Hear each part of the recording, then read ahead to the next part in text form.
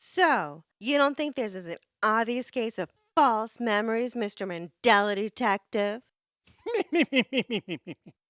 May I tell you what I think happened? Alrighty then. You said you're certain that the Fruit of the Loom logo had a cornucopia? That's true. You're certain it wasn't just a lonely pile of fruit? Yeah, I'm certain. What's the point, Eugene? If you had watched all my previous videos, you'd know. Real Mandela effects like that one, while highly meaningful in their own right, also appear or are mentioned in large numbers in certain movies, being used by the power behind the Mandela effect to communicate a message to us. That's how we know such movies are special, and one of the main recurring themes these Mandela message movies contain is that we are all artificial intelligence living in a programmed simulation controlled by a super advanced higher intelligence, which was already the best explanation of how the Mandela effect is achieved in the first place. Yes! Yes! Ugh, yeah! Can you feel that, buddy? Huh? We're going to look at Jaws. This Mandela message movie is different than the others.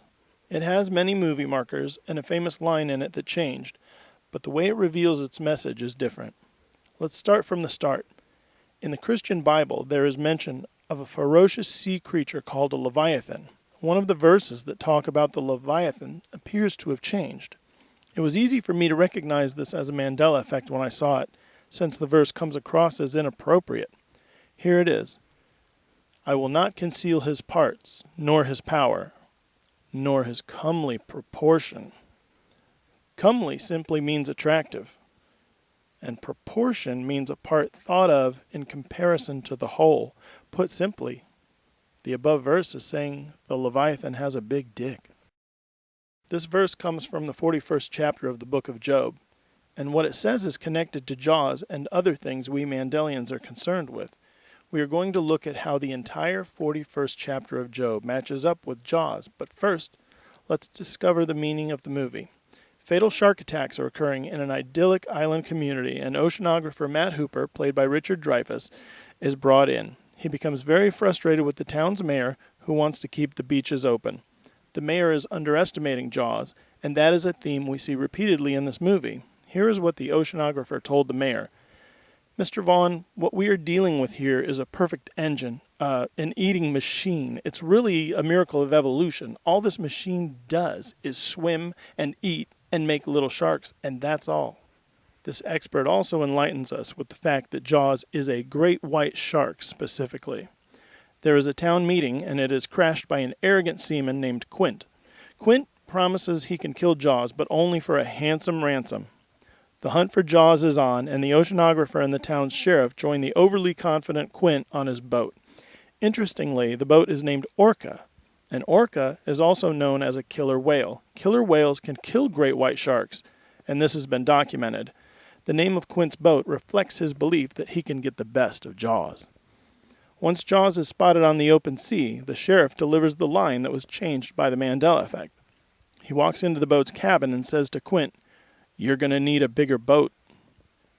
Why was this line changed, you wonder? It used to say, "We're going to need a bigger boat." That changed because our higher being is saying to us, "You're going to need a bigger boat." We are no match for this eating machine our higher being created, and he is pointing it out. We are not powerful and mighty, but our Creator is. That is what this Mandela effect means. As the team of hunters pursues Jaws, they repeatedly underestimate him. They shoot him with hooked spears that are tied to barrels. This is supposed to wear Jaws down and bring him to the surface. The barrels surface, but they are no longer attached to the shark. Let's read a verse about the Leviathan from Job 41 that connects with this part of Jaws. Canst thou fill his skin with barbed irons, or his head with fish spears? That seems like a good match between two different things that have been touched by the Mandela effect, but we must continue looking at our movie's story. When the boat is crippled by Jaws, the men become more desperate, and the oceanographer decides to go down in a dive cage to inject Jaws with a drug-filled syringe. As he readies himself, he forgets his glasses are still on his head, and he tries to prevent the fogging of his dive mask by spitting on it, but fear has dried his saliva. Well, his fear is well-founded. Jaws ends up breaking the metal cage open, and our man with the plan narrowly escapes death. As for the cocksure Quint, Jaws eats him. In the movie, Jaws is repeatedly underestimated, but he was extremely powerful and dangerous. The meaning of this movie is expanded when you match it up with what Job 41 says about the Leviathan. I think the verses that best represent this chapter are verses 10 and 11. None is so fierce that dare stir him up. Who then is able to stand before me? Who hath prevented me that I should repay him? Whatsoever is under the whole heaven is mine. Looking at the meaning of Jaws and Job 41 together, they give us a message that fits with the bigger picture of the Mandela effect.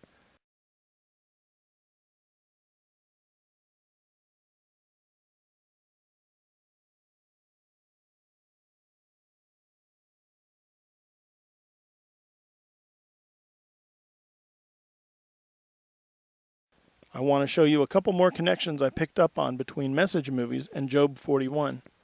Remember the verse about the Leviathan's comely proportion? Evan Almighty is a Mandela message movie in my collection, and here is something Evan's son told him. An Argentine lake duck has a penis as long as its body. That would be a great factoid to share at parties, huh? Here's another. One of the reasons I can say the movie Risky Business is a Mandela message movie is because of the movie marker I am about to show you.